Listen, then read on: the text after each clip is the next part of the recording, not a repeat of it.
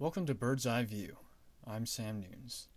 Before I get started today, I just want to welcome any of our new listeners or readers who may have joined us from the Journal Inquirer. I'm happy you're here and I hope you find this interesting, and I hope you share it with your friends. Alright, let's get started. So, today we're talking about the effect of increased daylight on our bodies. So, we've recently changed the clocks because of daylight savings time, which marks the beginning of a noticeably longer day. And if you haven't changed your clocks, well, then it's time to stop living in the past and get with the times. I really wanted to fit that joke in there. Thank you. So, what's happening in our bodies when the sun starts to shine a little bit longer and we're getting those longer hours of sunlight in the day? We all know about seasonal depression, which is in the winter months when there's longer durations of darkness. And that really has an effect on us, on our bodies, and on our minds. And that's all starting to change now. So, what exactly is starting to change in April? So, in April, the sun is just beginning to reach the right angle in the sky for people who are above 32 degrees latitude to start making vitamin D again. Now, if you're thinking, where the heck is 32 degrees latitude? Don't worry. It's north of Atlanta, Georgia, and also north of Los Angeles, California. So basically, from there up, in the winter, there's not enough sunlight to produce vitamin D. So right about in April, which is now, there's enough sunlight hitting us for us to produce vitamin D. So what does vitamin D do? Well, it does many things, and I could do a whole post just about that. But to take some of the good things it does, vitamin D, it aids in the absorption of calcium, so it's good for our bone health. It improves our immune system. It improves our cognitive health. So many good things. And generally, this is why we are healthier in the summertime versus in the winter when we're more susceptible to getting sick.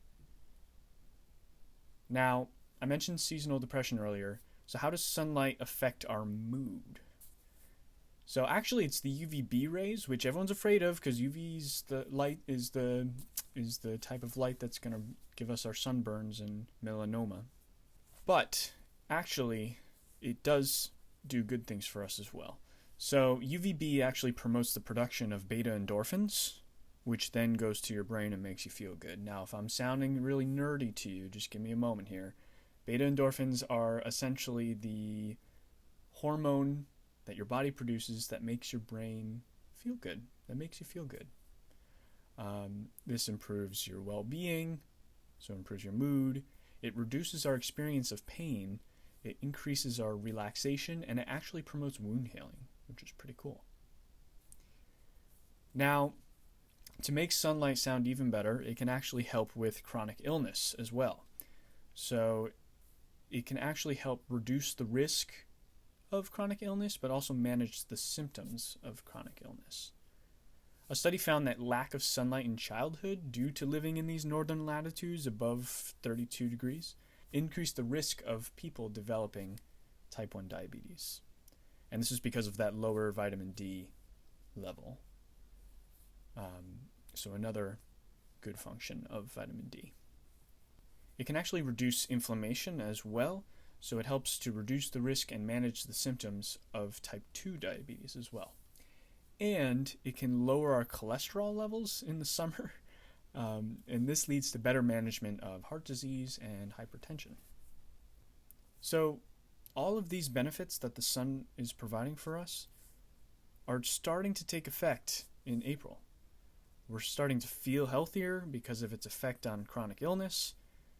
We're staying healthier because of the production of vitamin D. And we're feeling better because of the beta endorphins, the feel-good hormone.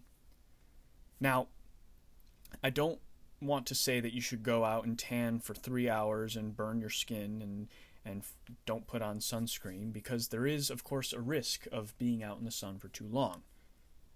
You're at risk of developing skin melanoma. And other problems associated with too much sunlight. So, again, everything in moderation. But I also don't think we should be afraid to show a little skin, because it's good for you. Thank you for listening.